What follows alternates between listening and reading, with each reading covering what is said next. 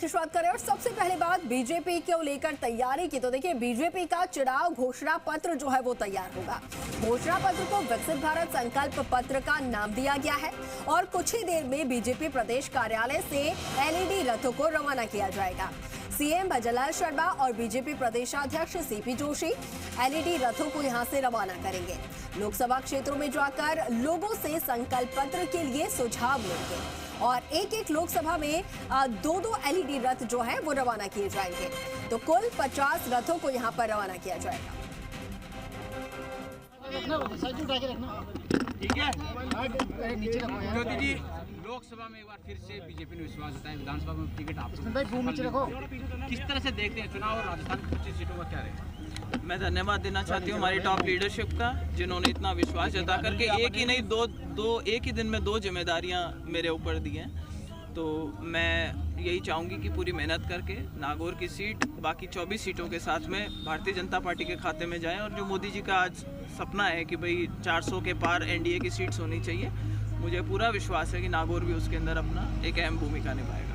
अब पिछली बार नागौर में एनडीए का अलायंस था और इस बार अलग है, तो जो सामने टिकट में जीते थे सांसद, अगर वो आते हैं तो क्या चुनौती मिल सकती है आपको, क्या समीकरण बैठेंगे? स्वागत है अगर आकर के चुनाव लड़े, उनका मैंने हमेशा से स्वागत करा है, वो आए और चुनाव लड़े।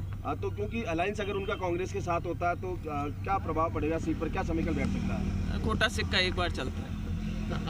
अच्छा, इसके अलावा आप संगठन में भी हैं और अब दोहरी जिम्मेदारी है, किस तरह से निभाएंगी दोहरी जिम्मेदारी, क्योंकि क्षेत्र की जनता के साथ मैं पूरा प्रयास करूंगी। ये बहुत अहम जिम्मेदारी दी है, कोई आदमी कांग्रेस पार्टी से आए और भारतीय जनता पार्टी को ज्वाइन करे और उसके बाद उसको इतनी जल्दी किसी संगठन के पद में जिम्मेदारी दे दी जाए, ये अक्सर अपन सुनते नहीं कि इस तरीके की चीज़ होती है। तो जितना विश्वास भारतीय जनता पार्टी ने मुझ में जताया है, मेरा प्रयास रहेगा कि उससे दोहरी मेहनत करके और मैं उनके विश्वास पे खरी उतरूं। प्रचार में साथ देंगे, मुझे पूरा विश्वास है कि जरूर। अच्छा ज्योति जी, विधानसभा चुनाव लड़ा था आपने, तो उसमें क्या कमियां रहेगी थी, अब लोकसभा चुनाव में उसको पूरी करेंगे आप?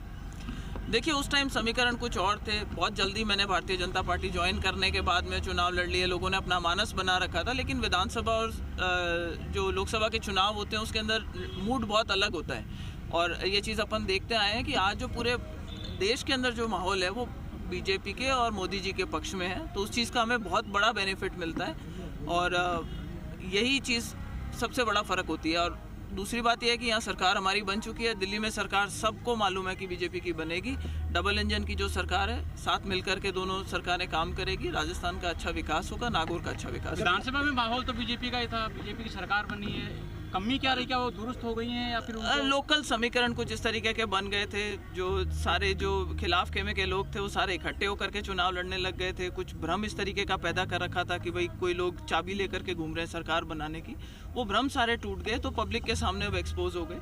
तो मुझे लगता है कि इस बार जो चुनाव है वो सिर्फ भारतीय जनता पार्टी कांग्रेस के बीच में होगा। कोई थर्ड फ्रंट की जो बातें चलती थी, जिस तरीके का एक भ्रम फैला रखा था, वो भ्रम दूर हो चुका है लोगों। अच्छा, राजस्थान में कांग्रेस का क्या मानते हैं, भविष्य क्या रहेगा कांग्रेस का? ये कांग्रेस की समस्या है, हमारा काम बीजेपी को कांग्रेस और बीजेपी में मूल अंतर क्या है? आप लगातार उस पार्टी में भी रही हैं और बीजेपी में भी अब लगातार। सबसे बड़ा अंतर है जो संगठन की ताकत है, वो भारतीय जनता पार्टी की बहुत मजबूत एक जिसको कहते हैं कड़ी है और नीचे से लेकर के ऊपर तक जो फीडबैक है, वो मैकेनिज्म जो है वो बहुत अच्छा है पार्टी का। इसलिए इससे आज की तारीख में टक्कर ले पाना किसी भी और पार्टी के लिए बहुत मुश्किल है। आपका परिवार पुराना है, लगातार राजनीतिज्ञ एक तरह से कहा जाए पर्याय है राजनीति का, क्या लगता है कि पूरा परिवार साथ रहेगा या जो कांग्रेस में है वो कांग्रेस वैसे जैसे रहेंगी?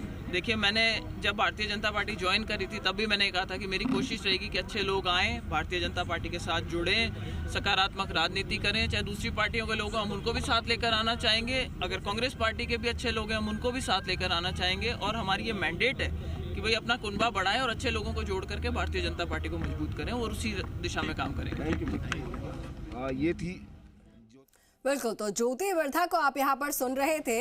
विधानसभा चुनाव से पहले ही कांग्रेस छोड़कर बीजेपी में शामिल हुई और फिर उसके बाद अब बीजेपी ने भरोसा जताते हुए उन्हें लोकसभा चुनाव के लिए नागौर सीट से प्रत्याशी के तौर पर उतारा है। हमारे सहयोगी विष्णु शर्मा जो है वो वहां पर मौजूद हैं और उनसे जानेंगे क्या कुछ कहा। विष्णु, अभी अभी ज्योति मिर्धा जो है वो मीडिया से रूबरू हुई हैं और एक बड़ी जिम्मेदारी और साथ में कहे कि भरोसा जो है बीजेपी ने उन पर जताया है। हाल ही में बीजेपी उन्होंने ज्वाइन किया था कुछ महीनों पहले और अब उन्हें यहां पर लोकसभा सीट में नागौर से उन्हें उतारा गया है। मिर्धा परिवार का दबदबा रहा है, लेकिन बीजेपी से इस बार मैदान में है ज्योति मिर्धा। क्या तस्वीरें यहां पर नजर आ सकती हैं?